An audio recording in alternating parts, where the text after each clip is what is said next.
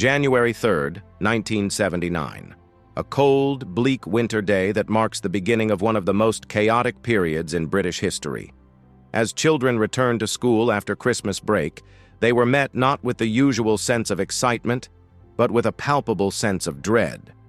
Britain, once a symbol of strength and stability, was slowly being torn apart by a wave of strikes that left the country feeling fragile and uncertain. The streets were lined with mountains of rubbish, the smell of decay lingering in the air, and basic services began to fail. This was the Winter of Discontent, a period that would reshape the nation and leave a lasting imprint on the collective memory of those who lived through it. The roots of this crisis stretched back to the economic struggles of the late 1970s. By 1978, Britain was broke. Inflation was out of control, running at more than 8%, and prices were increasing every single week. For many families, everyday items like bread became more expensive by the day, making it impossible to keep up. This was a time when wages didn't rise at the same pace, and the frustrations of working-class Britain began to boil over. The Labour government, led by Prime Minister James Callaghan, attempted to control this rampant inflation by imposing pay caps. These limits on wage increases, set at no more than 5%, were meant to curb inflation and stop prices from spiraling out of control. But the unions, who had a powerful hold on British industries at the time, weren't buying it. The working class demanded more. It was no longer about a fair wage, it was about survival. The union leaders refused to accept the pay cap. By December 1978, the stage was set and the strikes began. What started as small disruptions snowballed into a nationwide breakdown of services. It was the rubbish that hit first. January 1979 saw a countrywide strike by refuse workers. At first, it was just an inconvenience. Black bags began to pile up on street corners. But within days, it became clear that this was more than just a minor disruption. The bags burst open, spilling their contents onto the streets. Rats, ever present in the growing mess, became an infamous symbol of this chaotic period. In cities like London, rubbish piled up 15 feet high. The once bustling streets of Leicester Square turned into a garbage-strewn nightmare, and the smell became unbearable. For children walking to school, it was impossible to avoid the growing piles of waste. It was a sight and smell that would haunt them for years to come. But the strikes didn't stop with the refuse workers. On January 22nd, over 1 million public sector workers went on strike, making this the largest wave of industrial action since the general strike of 1926. The effects were immediate and severe. For children in schools across the country, life became a daily struggle. Heating systems, already on the fritz, stopped entirely. The result? Freezing classrooms where students, bundled up in coats, scarves, and mittens, tried to keep warm and get through lessons. The sound of teeth chattering became as common as the ringing of the school bell. With school meals also disrupted, packed lunches became the norm. But that, too, was an added hardship. Store shelves were bare, and families scrambled to feed their children. Jam sandwiches, crisps, and whatever else could be scavenged became the meals of the day. And as if things couldn't get any worse, water workers joined the strike. In many schools, toilets ran dry, and the hygiene systems collapsed. Some schools had to close altogether, sending children home to face a house that was just as cold and grim.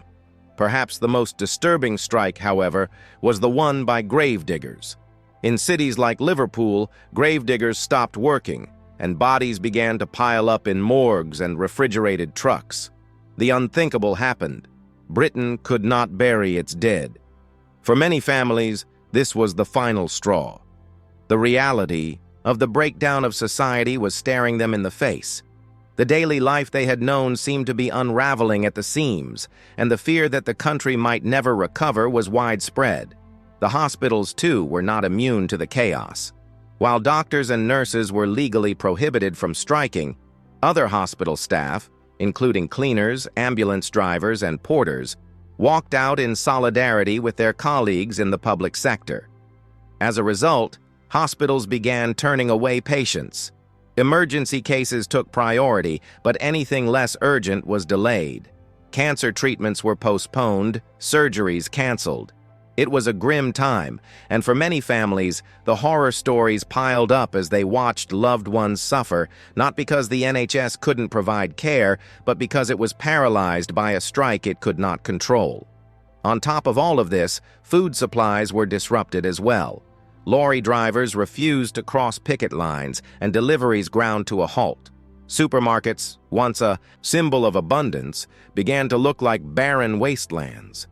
Bread and milk ran out by midday, and tins of beans became the most precious commodity in every home. Families rationed their food, just like they had during the three-day week of 1974. It was a reminder of how quickly things could spiral out of control. But the shortages didn't stop at food. Petrol became another issue. With tanker drivers threatening to strike, queues at petrol stations stretched for miles, and some stations ran completely dry. For many families, a car became more of a burden than a convenience. Journeys were limited to essentials only, and public transport became overcrowded as people struggled to get to work or school. As the days wore on, the cold became a constant companion.